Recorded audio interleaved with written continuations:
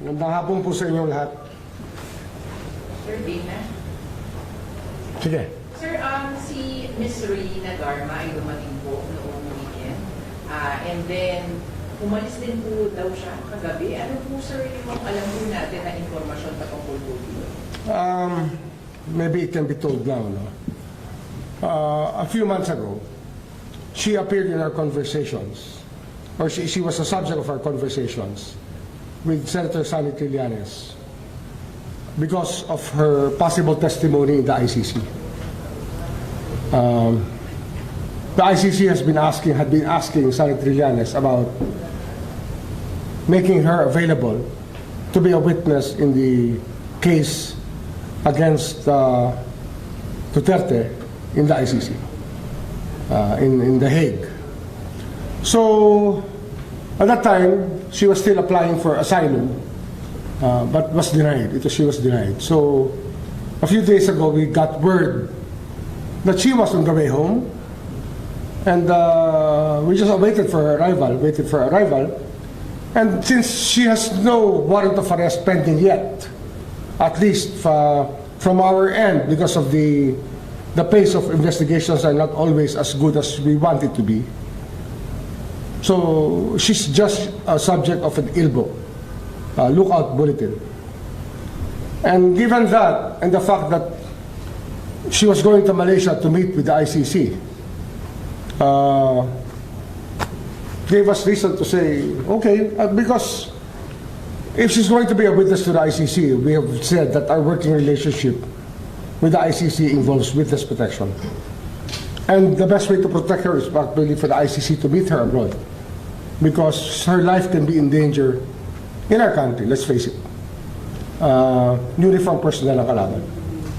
So, as we speak, she's with them right now, with the ICC people in Malaysia. So, sir, officially, nakikipag-usap, umuo na ba siya? Siya po ay pumayag? I think she has agreed to be a witness, according to Senator Sani Trillanes, because I've been working with Senator Trillanes because we have no real official relationship with the ICC except for the fact that we protect the witnesses who are here, who may be the subject of an ICC request, because we have to protect our witnesses. And these people, the complainants are from here, the witnesses are from here. So it's just right that the Department of Justice protects the citizens who may be inclined to testify. So that's the story. That is the reason why on her leaving yesterday, I just asked outgoing director Jimmy Santiago to make sure that she was doing the right thing, that she will be doing what she said she would be doing, which is to testify and to meet with the ICC first, of course. Sir, gaano ka-importante yung mga sasabihin ni Reyna Garma sa ICC? I think that she is the highest ranking police officer that can be asked to give a narrative about the drug war, the reward system, and the other parts of her testimony which she already gave before in the Quadcom. Pero sir, ano pong mangyayari naman dun sa reklamo laban sa kanya para po dun sa pagpatay kay PCSO Board Secretary Wesley Barayuga at yung involvement dun sa 30 inmates in that? Ano yan eh, technically kasi, if you look at the Whistleblower Act, she's under our protection eh. Yan ang lumalabas dito, di ba? So we will have to evaluate everything again. But we will not let that Barayuga case go undone. We will still run after it, and we will see how this will play out. Because the testimony in the ICC is very important, I think. And not only that, the Wesley Barayuga case is equally important. It cannot go unnoticed and unserved. So we'll cross the bridge when we get there. But she will be testifying here also. She has a commitment to testify. So sir, nakausap niyo na rin siya? Not me. Outgoing Director Santiago. Ano sir yung commitment niya kay Director Santiago regarding the barangay? I don't know. You have to ask her because they're the ones talking last time. Sir, possible ba na humarap na rin si Garma dito sa confirmation of charges ni Duterte? Exactly. That's what I think. That's why the ICC is running after her for the confirmation of charges. She might be among the list of witnesses to be presented, and they're prepping her for that already. Sir, to clarify, she's going to be a witness for the prosecution. For the prosecution. Sir, anong extent ng tulong na binibigay na ng DOJ kay Garma? Actually, wala pa eh. Actually, wala pa. Ano naman, ang policy kasi ng DOJ is to respect human rights. And she has no whole departure order. She has, because incomplete pa talaga eh. What was turned over to us by Congress is cannot stand in court. We cannot allow ourselves to file a case which will not merit a cursory look even by the judiciary. We have to raise our standards when it comes to building cases. Garma ba? Sir, on Joseph C. naman daw. Yeah, Garma, wala na? Okay na? Sir, wala ka nag-i-act. Well, Baka may hindi ka tinatanong, sir. no, she has assured her cooperation naman eh. That she will face the music. Of course, she will be asking for concessions, but will have to negotiate many of these things. Because, as we said, even in other cases, when you have benefited from an act, you have to really come up close clean so that you can be more, you can become credible in the eyes of the public, in the eyes of the law. Sir, so tama po, nung na-deport siya sa US, she came back because the reason is to meet with the ICC authorities. Sino po yung naging... Yes, she had to go home first because that's what the US authorities did, because that was really the way that you're deported to your country of origin. But all the while, negotiations had been going on with Senator Trillanes and the ICC between Garma and them. We were not part of that negotiation, but we were made aware of that. Sir, officially, ano po yung rason sa kanyang deportation? Denial of asylum. Diba? Once your asylum is denied and you have a cancelled visa, then you have no more reason to stay in the country. Sir, yung Interpol hit, ano po yung ibig sabihin nun sa kanya? Yun po ba ay dahil dun sa ICC? She has a blue notice. Many of the people that we come across with questionable records are put on blue notice. The ilbos usually can ripen into blue notices. Sir, may kaso po ba siya sa US? I don't know what happened to her cases there. She might have surrendered possibly some assets. I don't know. I have not been given an official communication by the US government on that matter. Sir, sorry, in what capacity is Mr. Trillanes making representations? Mr. Trillanes kasi is a go-between between the DOJ and the ICC. Because we have not signified our intention to rejoin the ICC, and we just have a working relationship that is not even just at arm's length, but a cautious working relationship. Judge, yung si Garma, kasama po ba siya doon sa kino-coordinate last time na 3 to 4 witnesses na ICC sila? She was in the list, I know. But I don't know the others, sir. I act on a need-to-know basis. I do not want to interfere with the prosecution plan. It's not in our office mandate to do so because we have turned it over to the jurisdiction of another international tribunal that has already investigated the case. Sir, additional information. In accordance with Section 17 of Republic Act 9851.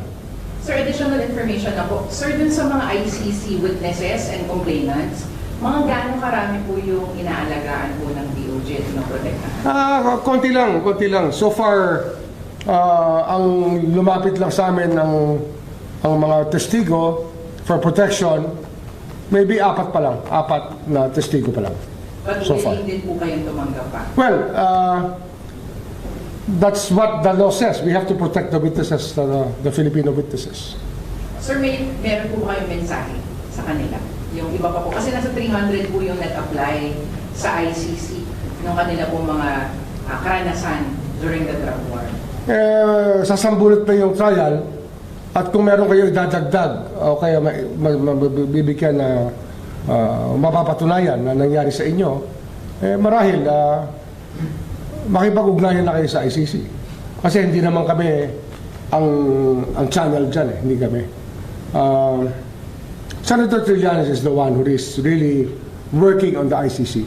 And I take my hat off to him.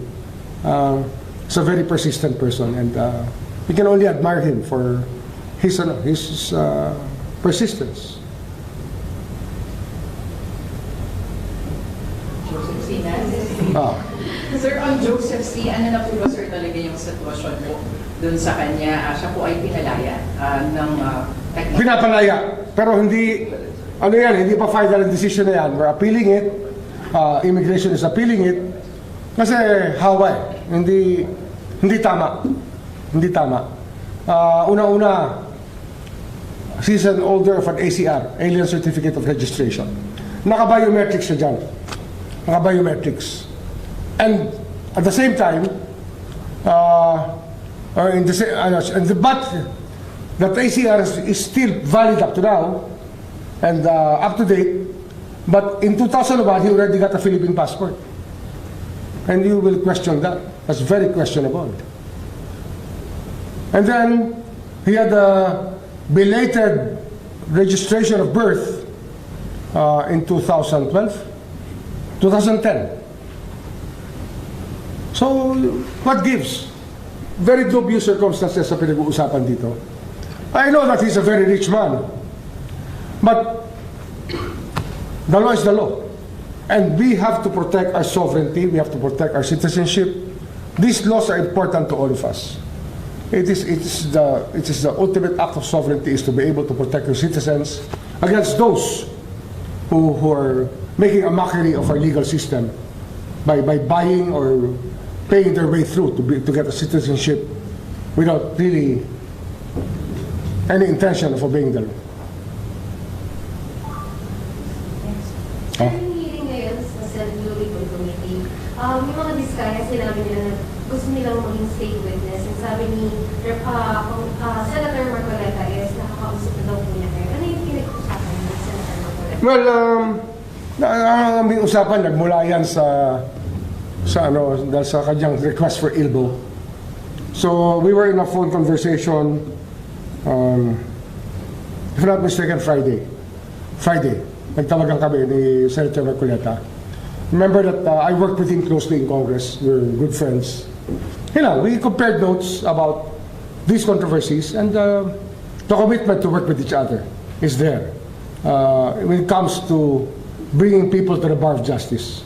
Kasi, remember, the Senate Blue Ribbon Committee is an investigative body, and it just endorses the cases, either to the DOJ or the Ombudsman.